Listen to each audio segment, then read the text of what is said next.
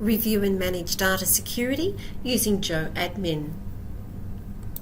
In this video, we will be focusing on how to review established security profiles, manage and update these profile groups, and there will be best practice hints and tips along the way. Step 1. Review your existing default profile access rights. This is best achieved by firstly selecting the profile, navigating to the Joe Rights screen, and then selecting Print.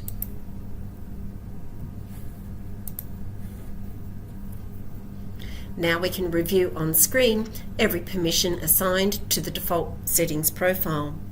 It is recommended that you at least review this on a yearly basis to ensure the settings applied still match with your business requirements. Step 2. Review other profile groups. In this case, we will review the Client Services Administrator's profile. Our report identifies that we are reviewing the profile named Client Services Administrators or CSAs.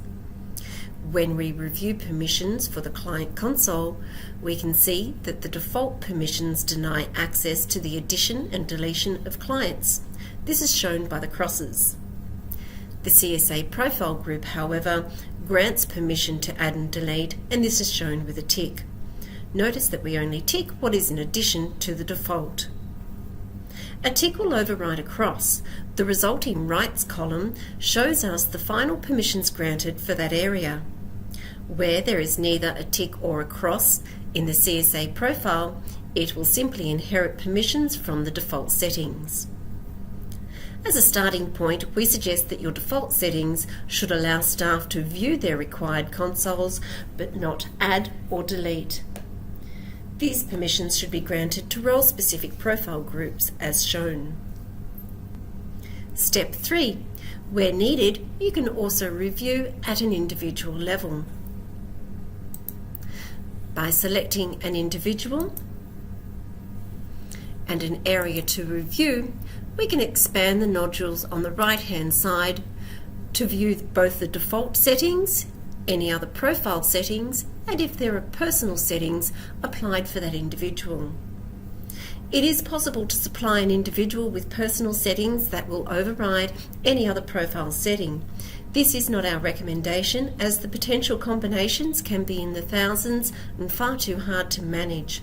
A super user may need to temporarily review new features or function, and this would be the only exception. Let's look at his report.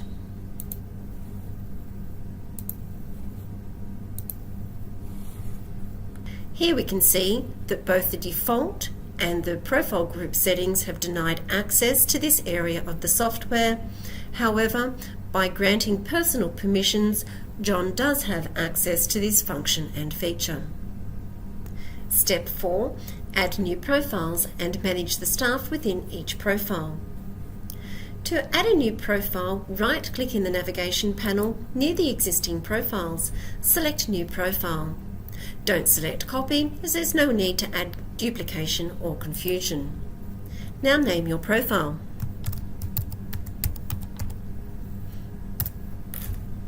Select the first staff member to be included in this profile, then put a tick in the box next to the profile name. A dialog box will appear, and you can choose for this not to be displayed again. Continue selecting the staff that should be selected in this profile. Now navigate back to the Joe Rights screen to give permissions to view the modules and functions that this new group requires.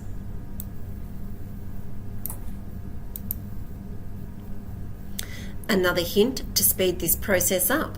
Instead of ticking in each box, right-click and select Grant All Access.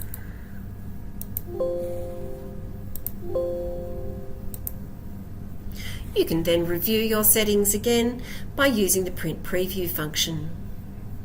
Returning to the Profile Users page, it is important to review who is assigned in each group.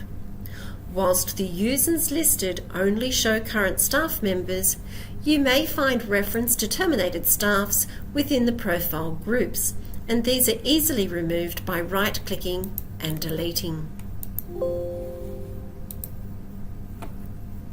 It is quite easy to review and manage data security following the 4 steps outlined today. Review your existing default profile access rights. Review and compare your additional profile groups against the default settings. Review individual profiles as required. Add new profiles only when required, and manage the staff within your existing profile groups. Thank you for watching our video on reviewing and managing your data security using GoAdmin.